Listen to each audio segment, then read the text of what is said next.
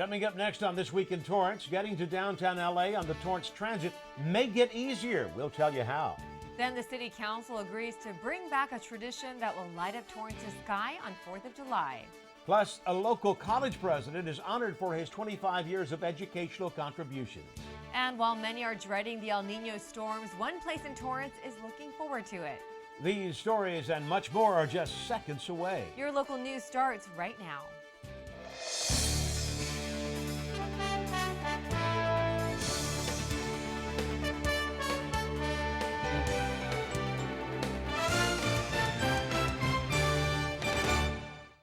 Hello, everyone, and welcome to This Week in Torrance. I'm Jin Chun. And I'm Ben McCain. Thanks for joining us. Here are your top stories. The Torrance City Council is bringing back a light show that has been in high demand for years. The City of Torrance will have its local favorite celebration come 4th of July. City Council members approved a funding recommendation by the Community Services Department to host a fireworks show that would not exceed $75,000. The fireworks will be set off from the Torrance Civic Center's parking lot. The courthouse parking lot and Toyota Sports Complex are areas chosen for designated seating. The July 4th fireworks display used to be an annual tradition at Wilson Park, but hasn't been put on since 2010 because of high cost. We're trying to come up with a location where everybody can see it without leaving their house, so they can enjoy it from their backyard barbecue. Mayor Fury first surprised attendees at last year's State of the City address, announcing his intent to bring back the fireworks show. At the recent meeting, the mayor also added that requests to have the show at Wilson Park will no longer be an option because of other projects in the city. Now community development will begin work on agreements for event parking with the courthouse and neighboring businesses, as well as an outreach plan for the surrounding neighbors. Councilman Heidi Ashcraft was the only one who voted against the proposal, as she wanted to see a definite budget for the event. Community development did emphasize they will make sure residents' properties are protected. Personal fireworks are still illegal in the city of Torrance. Torrance Transit pushes for a line that would offer more trips to downtown Los Angeles. Torrance CitiCABLE reporter Tao Ta was at the first public meeting to hear more about the proposed changes in the new year. More buses, more frequency. That's the goal for Torrance Transit, as they're hoping to push this forward for their local riders. I'm just wishing that they would run more to LA. LA has so much to offer, and it would be nice to not have to get back at a certain time. For now, passengers can rely on the green, blue, and bronze buses. The proposed two new lines, Line 4X, will operate weekdays to get travelers from Torrance to downtown LA. It takes the HOT lanes on the I-110 freeway and get people down there without having to be stuck in traffic. In addition, a local Line 4 will offer a midday and weekend service and run from Torrance to the Harbor Gateway Transit Center. They can take our local Line 4 to Harbor Gateway Transit Center and then get on the Metro Silver Line and get them there. Right now, the current Line 4 frequency varies anywhere from 30 to 90 minutes, but the proposed frequency is that the Line 4X will run every 45 minutes, which will ultimately attract more passengers who rely on a bus service to downtown LA. I'm excited about these services. We've been planning them for a while, and people want to get to downtown LA, especially tourists. So we're looking at anything that can boost our ridership and get people to nice attractions that are out there. The Torrance Transit currently provides bus service as far north as downtown LA and as far southeast as Long Beach. So we've been steady at about 4 million. Hopefully we'll gather as we make these improvements, we'll be able to hopefully increase that. And with the addition of 23 new buses to be added to the city's fleet, hopefully by the end of the month. We'll have buses hopefully going back and forth. Currently we only have them in the morning going and then in the afternoon coming. Now they'll go round trips. Loyal passengers have more faith that they'll get to their final destination on time and more often. At least there's more trips now. With some of the changes, it may expand it more, so maybe I would be able to work in LA where the better jobs were, better paying jobs. For Torrance CitiCABLE, I'm Tao Ta.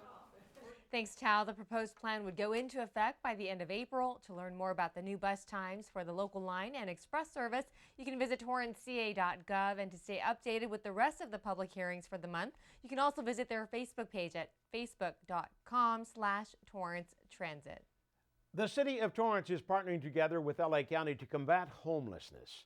Volunteers, city officials, and law enforcement members will hit the pavement once again to count the number of people without homes in the city of Torrance. This study is part of a larger effort by the Los Angeles Homeless Services Authority. Thanks to more funding, volunteers will not only count the number of homeless people, but also try to understand the reasons for their current situation. The Los Angeles Homeless Services Authority has been doing the count on a biannual basis since 2005. The last count was done in 2015, and it found that there are more than 44,000 homeless people in the Los Angeles area. Additional cities participating are San Gabriel and Santa Clarita Valley, San Fernando, downtown Los Angeles, Hollywood, and neighboring cities in the South Bay. And a long-time construction project to revamp a local fast food chain store comes to an end. Taco Bell, located on Pacific Coast Highway in Calle Mayor, finished remodeling its existing location. The changes include a complete redo of the interior with new seating, tables, and furniture. Even the restrooms and kitchen areas were given an update to keep up with accessibility requirements. The exterior of the building also received an upgrade. Jespa Awoma, a teen burn victim receiving treatment at Torrance Memorial Medical Center, was granted a wish thanks to one local doctor. Jespa was given the chance to attend the 12th annual Lakers All Access event at the Staples Center in downtown Los Angeles, a unique occasion that gives Lakers fans access to all things Lakers. Jespa toured the Lakers locker room, met legendary basketball players A.C. Green and Elgin Baylor, and even met the beautiful Laker girls. For the first time since his arm and reconstructive finger surgery, Jespa even played some basketball. And it wouldn't have been possible without the help of medical director Dr. Vimal Murthy from Torrance Memorial's Burn Center. Jespa has undergone numerous surgeries to fix his burn wounds. The Children's Burn Foundation, along with TMMC, is taking care of all costs for his procedures. We wish him the best of luck on his road to recovery and will continue to follow his journey. Well, a new metro line could have a stop right here in Torrance. A motion introduced recently at a Metropolitan Transportation Authority meeting is asking Metro staff to facilitate a new light rail line that would serve the upcoming sports and entertainment complex for the approved NFL stadium for the Rams in Inglewood. The proposed line would extend south from Florence Avenue in Inglewood to the city of Torrance, possibly going along Prairie Avenue on the western perimeter of Hollywood Park. The project is being studied as a new alternative for the South Bay Transit Corridor Rail Project, one of the many light rail extensions funded by the county. The line would not only be an easy way for football fans to travel to the game, but will also help commuters get to commercial and entertainment complexes that are currently in the works. The funding comes from Measure R, which will provide $272 million for a South Bay Green Line extension. The proposed South Bay line is slated to be complete by 2035. And a local college president is honored for his 25 years of service. President Thomas Fallow, along with students and colleagues, enjoyed a celebration at El Camino College. Many South Bay leaders and elected officials were also present to commemorate his contributions to Torrance's educational system. Dr. Fallow became El Camino College's 5th president when he took office in 1995. As an alumnus of El Camino College, he also served as ECC's Vice President of Administrative Services before becoming president. We are a community college. We are by, of, and for the community. Our common unity here at El Camino is excellence in education, and I'm proud to have been part of it. Many of Dr. Fallow's focuses throughout the year included supporting student-centered leadership while guiding the Torrance area campus through a period of growth and progress. Dr. Fallow retires February 1st. After a wide search for a new president, El Camino College announced Dr. Dina Maloney as the new president. She is also the first woman president of El Camino College. Fallen Torrance officers were honored during Los Angeles' first Run to Remember. Many members of Torrance's local law enforcement took part in the run. Congratulations to Lieutenant Dan Moreno, Detective Ryan Galassi, Sergeant Pat Gesquire, Captain John McGeff, Officer Kelly McCarthy, Services Officer Christina Zipkowski, and Sergeant Paul Solorzano. Their participation was to remember officers killed in the line of duty from the Torrance Police Department. The run, which is modeled after the Run to Remember in Boston, honors fallen law enforcement officers, firefighters, and first responders. It began at the Grove and included a half marathon and 10K route. The run also serves as a fundraiser. About 4,500 runners registered for the races. Well, still ahead, the city welcomes a new business to town. Plus, one local brewery is expanding at its current space. We'll take you there. While many Californians are worried about the wrath of El Nino, here in Torrance, one place is looking forward to the much-needed rain. Jesse Pierre has the story. We're at the preserve. We're about nature. So we don't think of rain as a problem or a potential problem. We celebrate it. The Madrona Marsh Preserve is waiting on El Nino with open arms, where rainwater is essential for the healthy habitat to flourish. The drought has been expensive on wildlife, on agriculture, on homes, on gardens, on everything. It's been a very expensive and it's been a pretty hard thing to deal with. Manager Tracy Drake has been preparing the Maple Sepulveda sump for the downpour expected to come its way. Storm drains have been cleared, any trash or debris have been removed, but also the maintenance of these tules. They can grow really thick, so they've been trimmed. Any dead tules have been removed to keep these in small patches to increase capacity. We prepare for water every single year, but we have to realize that we're going to get different amounts of rain. All of the water that we can, we move up to the preserve, okay? We don't artificially fill it with hose water or anything like that, or portable water. The sump is the main water basin at the preserve. It is 80 feet deep and its central source of water is rain. It's really hard to receive large rain events at one time, especially when you have soil that doesn't have a lot of water already in the soil. The top will get saturated and it'll slide off. So you'll end up with these landslides. And although the sump can hold a lot of water, the risk of overflow and flooding is very possible. Up there on the hill you see a pump house. That pump house houses the electricity part of the system. There's a second story that's under the ground.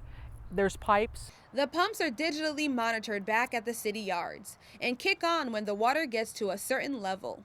And at least once a year, they are turned on just to make sure they're working properly. If you left your car in the garage for weeks and weeks, it wouldn't work, so we have to turn them on every once in a while. After the pumps are ready to go, the next step is to monitor the storm in order to plan accordingly. Let's say you're going to have 3 days of rain and then you have a 24-hour respite and you're going to have another 3 days of rain. That gives us the opportunity to reduce the water level, increase the carrying capacity of the sump again, and move that water out to the ocean. Until then, the Madrona Marsh team is not wasting any time to get the preserve ready for what some say will be the biggest El Nino storm in more than 15 years. I hope it comes, and I hope that the rain stays far enough north to build up our snowpack and to refill all of the tragic loss of and devastation of water in Northern California. For Torrance CitiCABLE, I'm Jesse Pierre. Thanks, Jesse. The City of Torrance offers a resource page on their website. Be sure to check out torranceca.gov to keep updated on the latest El Nino stories and safety tips to be well prepared. Local businesses came together to stay informed about the latest California laws.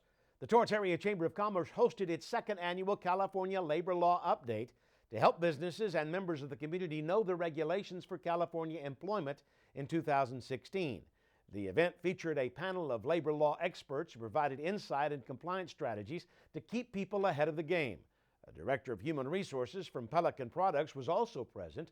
One hot topic of discussion was the recent increase in minimum wage. The Chamber also reminded business owners that every California employer must post a new 2016 California and federal employment poster. You can buy yours through the Torrance Chamber, and you can call them at 310-540-5858.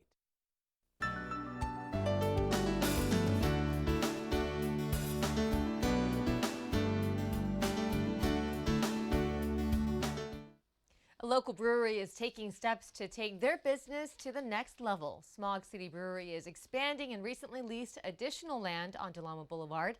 It is in the same warehouse complex their original brewery and tasting room is in.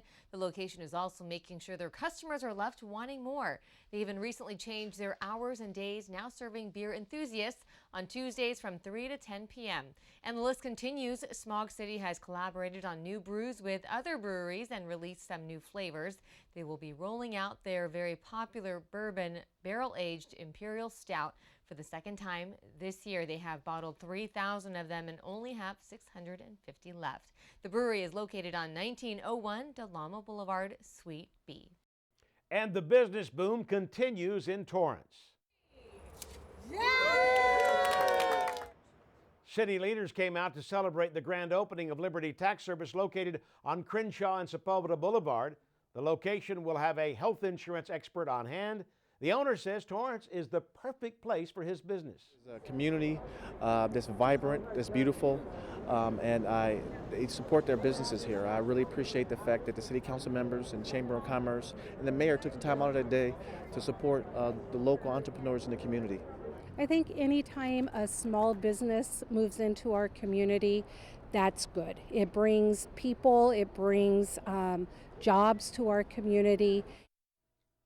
Liberty Tax Service is giving $50 cash back to people who file taxes with them as a reward.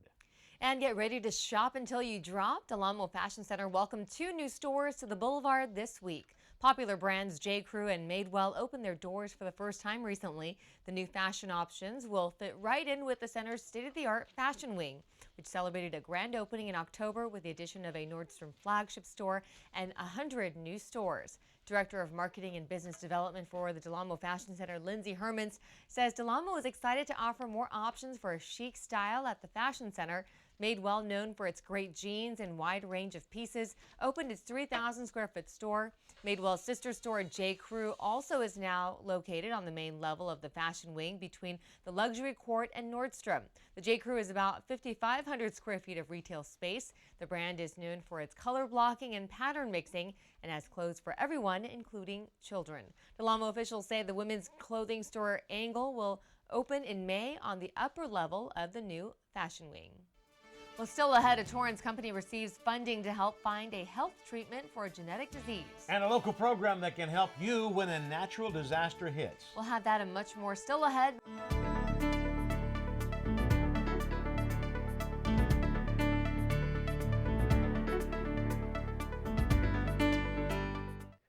Welcome back. A biopharmaceutical company located in Torrance raised funds to increase research on a special treatment. EMAWS Life Sciences Incorporated announced it raised nearly $1.7 million from an investment of shares with Korea Biomedical Science Institute as part of a collaborative agreement. The Korea-based bioventure focuses on developing natural product drugs for preventative medicine and chronic incurable diseases. The funds will be used to advance EMAW's Grade L glutamine treatment, which is currently being developed to help manage sickle cell disease, a hereditary blood disorder that leads red blood cells to have an abnormal sickle-like shape. Many times this illness leads to health problems like stroke, severe infections, and pain. Well, there's now one report of the Zika virus in LA County. A young girl who traveled from Los Angeles to El Salvador has been infected. The virus is known to not have many symptoms and was recently linked to a birth defect in Brazil. Zika comes from mosquitoes and isn't contagious. People can get it only if the mosquito bites a person who has the virus in their blood and then bites another person. These insects carrying the infection are not native to California, but have been recently found. The first case occurred in Brazil last year when a baby was born with microcephaly, a condition in which the head is abnormally small. Even though the LA County girl has recovered, officials say pregnant women should take precaution when traveling.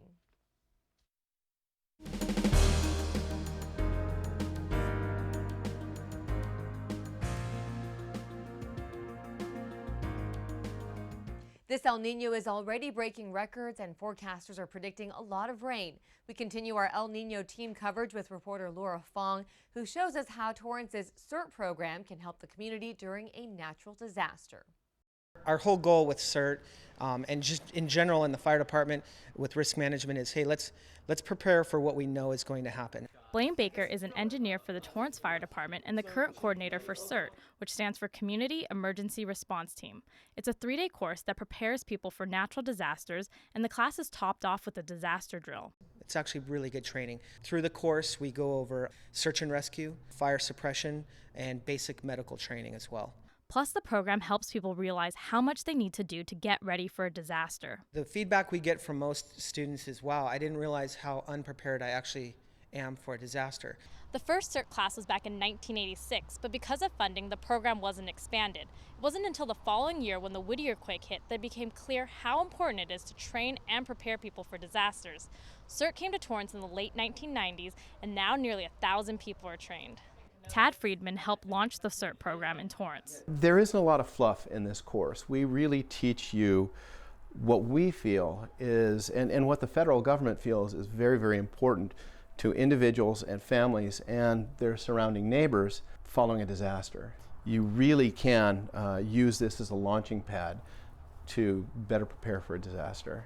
As part of graduation, CERT members get an emergency backpack that has basic tools to help themselves, their families, and communities. That includes a helmet, a flashlight, rope, duct tape, and a first aid kit, just to name a few. In CERT, we teach you how to use this stuff, but we also really encourage you on how to build on this. Baker also says during a widespread natural disaster, it's likely that first responders won't be available to help everyone right away, which is why CERT training is key to helping community members help each other until the authorities arrive. We do what we call a light search and rescue. So we train people to enter structures that do not have heavy damage. That's number one, because safety is always our priority during this training.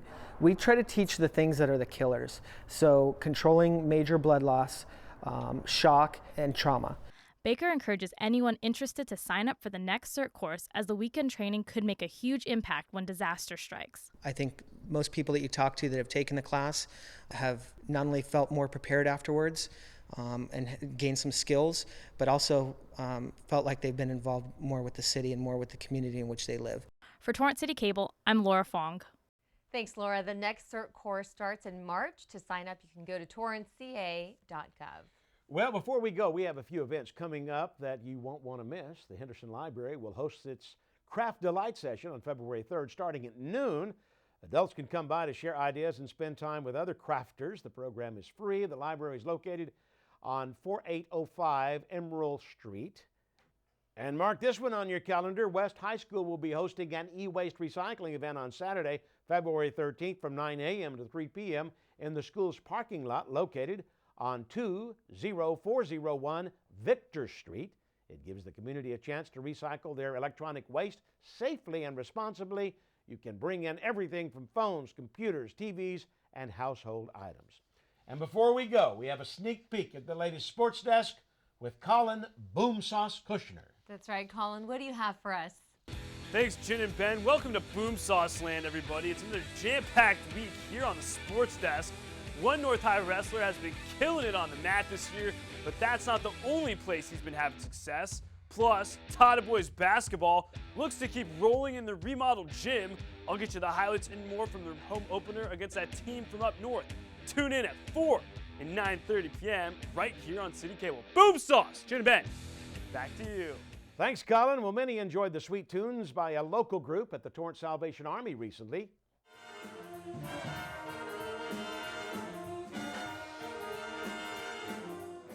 The Crescendo Jazz All-Stars performed a free concert for the community. They featured music by Duke Ellington and Fletcher Henderson. Well, that does it for us on This Week in Torrance. I'm Ben McCain. If you've missed any portion of our show, you can catch us again at 11 a.m. and 6 p.m. And I'm Jin Chun. Thanks so much for joining us. We'll see you next time.